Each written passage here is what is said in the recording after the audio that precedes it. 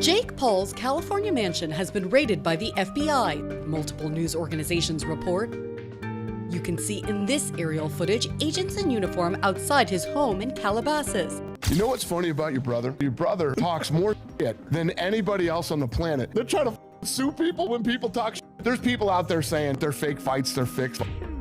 You know, for me, in my opinion, I think it's scripted a little bit because, you know, of the weight difference, and, you know, Joshua's a former, you know, champion.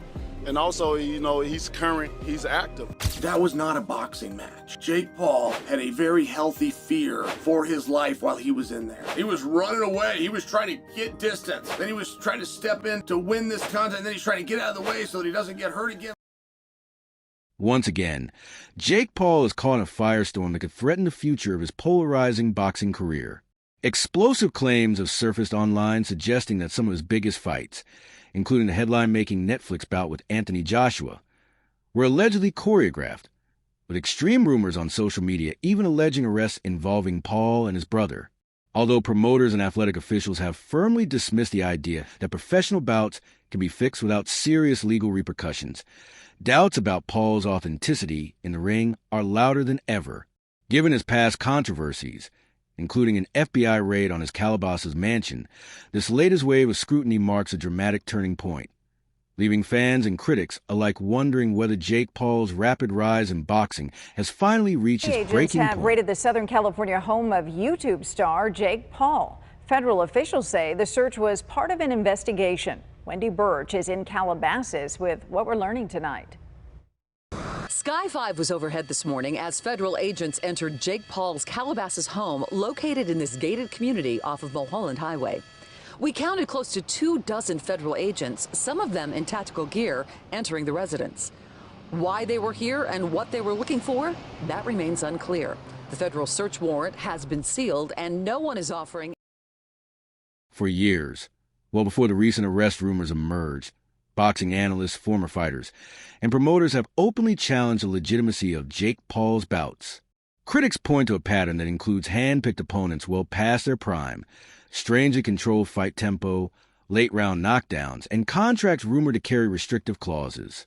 Taken together, they argue these elements make Paul's ascent in boxing appear carefully engineered rather than fully earned. I've always been curious about this because, like, you know, you saw the Askren fight, we saw these fights that he went into. The Fury one obviously didn't go the way that I thought it was going to go, just because I was so convinced that, like, Jake had these fights fixed, and there's a lot of people who talk about the fights being fixed because it's just the way it is.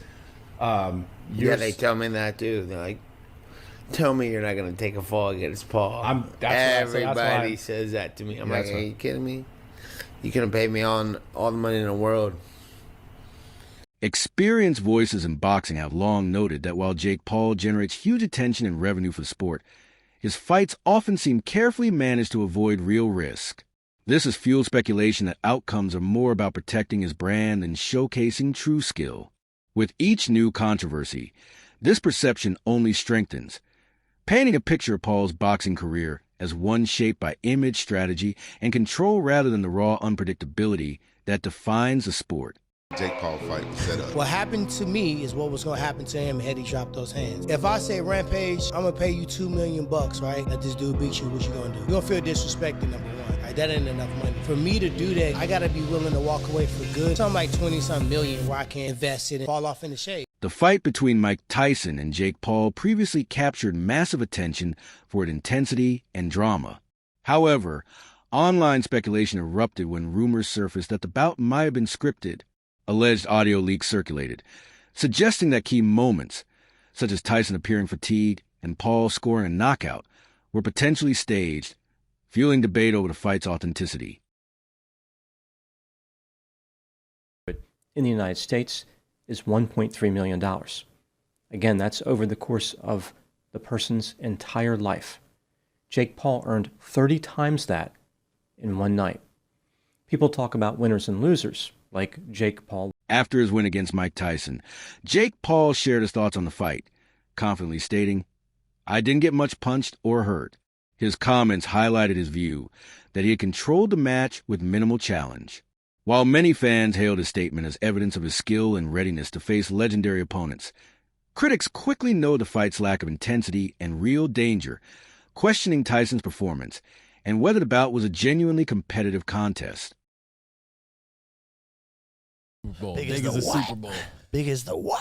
Why was Mike wearing assless chaps though? In the did that moment go viral with his cheeks out? I don't know. It made my stomach hurt. I was seeing it Why didn't he while have I was underwear ringside. He had a G-string on, is what he had. Almost. I thought he was completely butt naked. Nah, he looked like a stripper. But yeah, biggest live gate, 18.1 millions in U.S. boxing history outside of Las Vegas. A phenomenal night. I'm sorry I didn't knock him out, though, guys. Shut the fuck up. It was crazy when we talked about this. I told him you were going to say some dumb shit. You did the right thing at the end. The recent matchup against Anthony Joshua drew similar scrutiny. Commentators widely criticized the pairing as mismatched, highlighting the vast gaps in experience, size, and accomplishments between Paul and Joshua. A YouTuber turned boxer with a 12-1 record facing a two-time world heavyweight champion who has consistently fought elite competition seemed, to many, less a legitimate challenge and more a calculated cash grab. This perception reinforced the idea that the event was designed more for spectacle than genuine sporting competition. Jake Paul, fake Paul I call him, against Anthony Joshua. Massive unit, two-time world champ, still got a big punch. I think he's mentally fragile at world level if he goes against the big guns because of the knockout, especially the Dubois knockout when he got fucking splattered.